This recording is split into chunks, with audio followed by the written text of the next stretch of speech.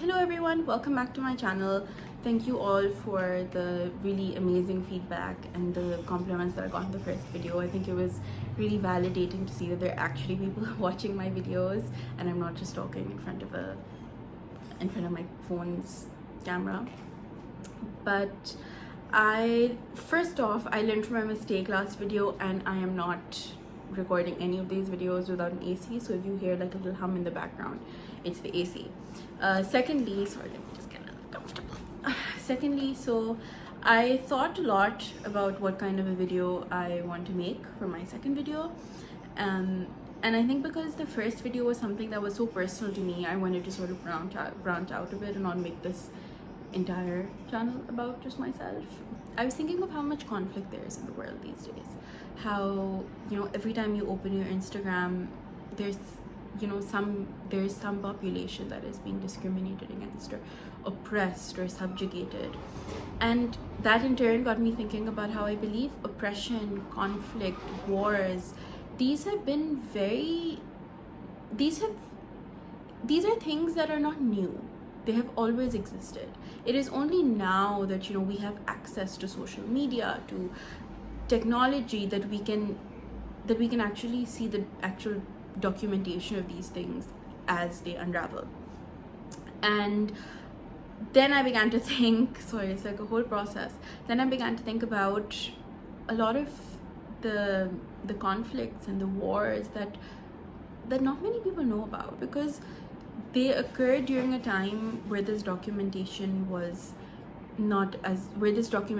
this awareness was not as widespread. And so for a bit of context, I live in Pakistan, which I mentioned previously, but it constitutes as a part of what was once known as the Indian subcontinent, along with countries like Bangladesh, India, and also Sri Lanka. So obviously then Sri Lanka is very geographically close to us. However, even though it's not very far from us, I never knew that for over 2 decades there was a civil war that completely ravaged the country. And I honestly only got to know this when I read the book that I'm going to talk about today, which is Brotherless Night, and the author's name is, I'm really sorry if I'm butchering this, but the author's name is Ganeshananthan. I came across this book while I was looking at the list for the shortlist, for the Women's Prize for 2024, with the Women's Prize for Fiction. I try and read a couple of books from the Women's Prize and the Booker Prize, but this year I think this was the only one I was able to read from the Women's Prize for Fiction, and incidentally it actually won, which I think is completely deserved, because this is just an absolutely flawless book in my opinion. So that's how I came across the book, and I think the name really intrigued me, Brotherless Night. Like, it was, I don't know, I thought it was really mysterious and interesting, and I was like, I should maybe read this. So I'm just going to give you the synopsis of the book from Storygraph. So 16-year-old Sashi wants to become a doctor, but over the next decade, as a vicious civil war tears through her hometown of Jaffna, her dream takes her on a different path as she sees those around her, including her 4 beloved brothers and their friend, get swept up in violent political ideologies and their consequences. Desperate to act, she must ask herself, is it possible for anyone to move through life without doing harm? So I think before I discuss the book, I would just like to give maybe a bit of a background of the civil war in Sri Lanka, because I think that's really important to understand. So within Sri Lanka, like in most countries, there's obviously a majority population and a minority population. So with respect to Sri Lanka, the majority population were the Sinhalese people, and the minority population was the Tamil population, who had their roots in Tamil Nadu in India. So, as is unfortunately the case in many countries, including my own, the majority always finds a way to somehow oppress the minority within their country. And this is something that the Sinhalese people did. They created this Sinhala Only Act, which made Sinhala the official language of Sri Lanka, even though so many people did not speak it, because instead they spoke Tamil. And again, this led to the marginalization of Tamil people with respect to education, with respect to government jobs, and so many other opportunities and life chances. And then in 1983, we have what is known as Black July. So this is where Sinhalese mobs attacked and killed thousands of Tamil people and displaced many more.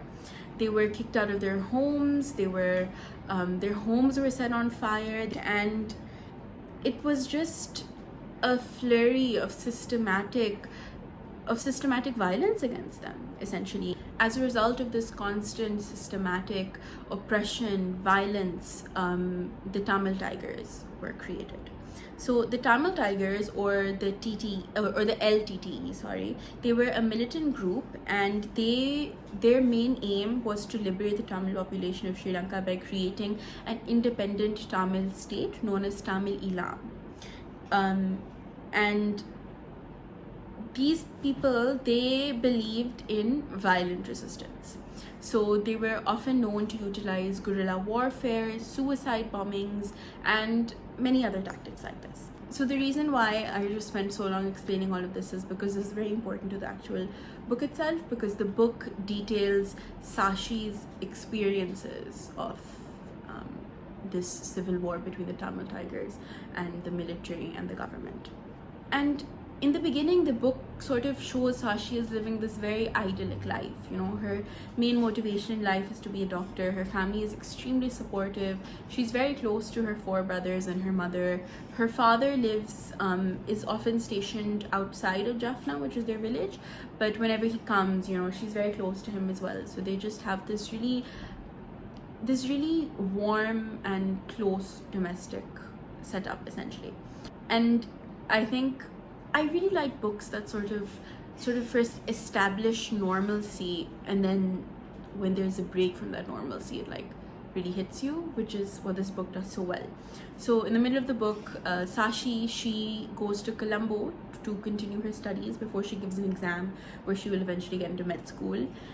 And her oldest brother, Niranjan, he goes with her because their grandmother lives there, and he's already a doctor, so he's working there.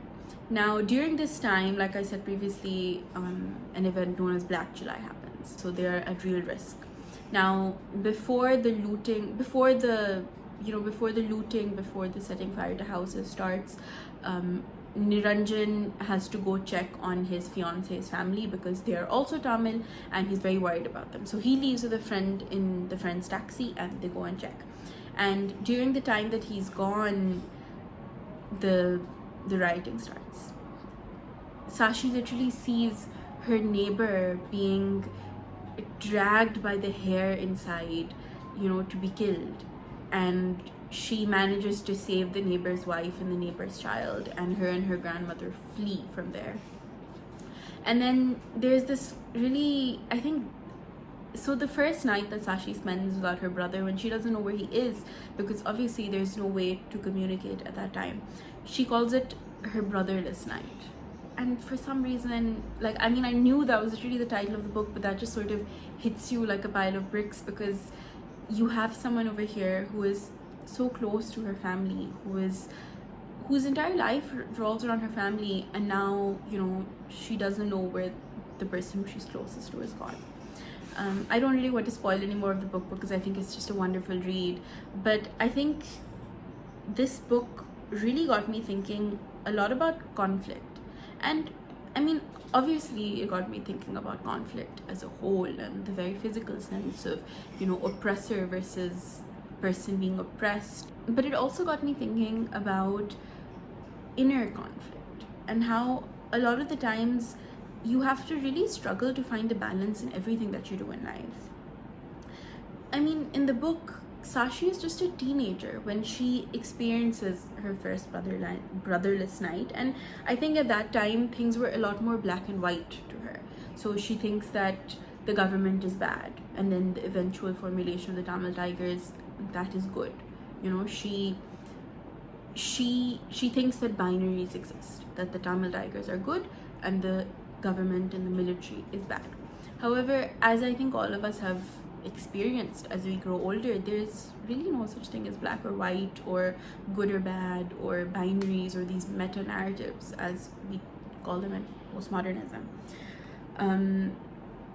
And I think that was really interesting to explore through Sashi's eyes, because I think when when you're living under this oppression, it's very easy to hate your oppressor, which she does.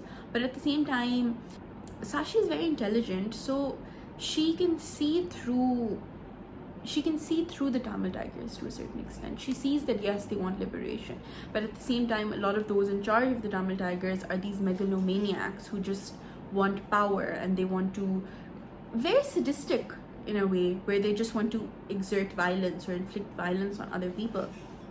And so that sort of, I believe, disillusions her from it. However, at the same time, you also have her wanting to be a doctor, which a lot of people go into because they want to save people. And she has this opportunity where she can work in a hospital that is affiliated with the Tamil Tigers. And then it's this whole, she goes down this whole road where she's thinking, they've killed so many people, but I can help people. So it's like this back and forth tussle.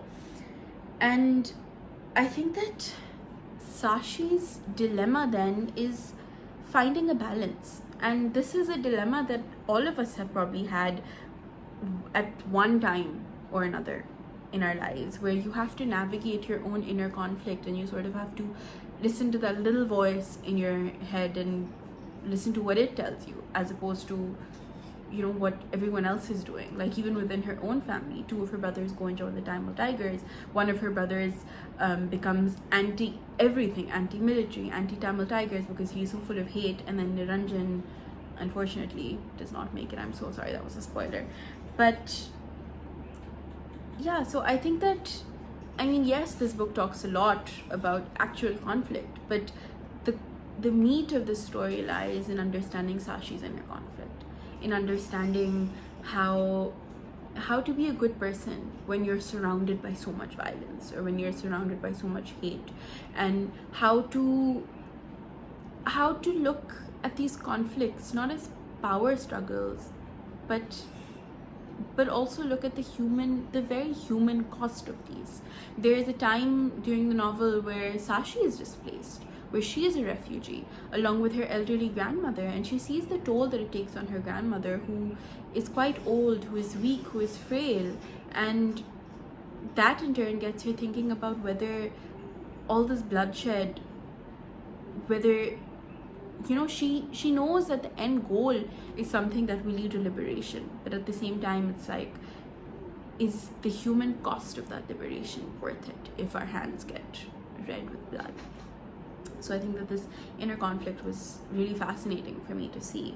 But another aspect I thought was really interesting was also, when we're seeing Sashi's growth, to see how dynamics change within your own family during these times. Sashi was the youngest of her family, and her brothers, they were always someone that she looked up to. They were her protectors. But then as time goes on, she learns to become her own protector.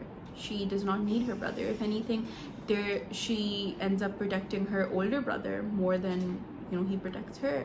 Her other 2 brothers, she no longer sees them as brothers, but as just these people who come to her house sometimes when they're on break from the Tamil Tigers. She learns to take off the rose-tinted glasses with which she sees her father. She sees the quiet strength of her mother. She sees so much. And while I think that this is something that all of us go through, I think Sashi had to go through a lot sooner because of what she was going through. And I don't know, maybe I'm just, yapping a lot, but I think that books like these are extremely important.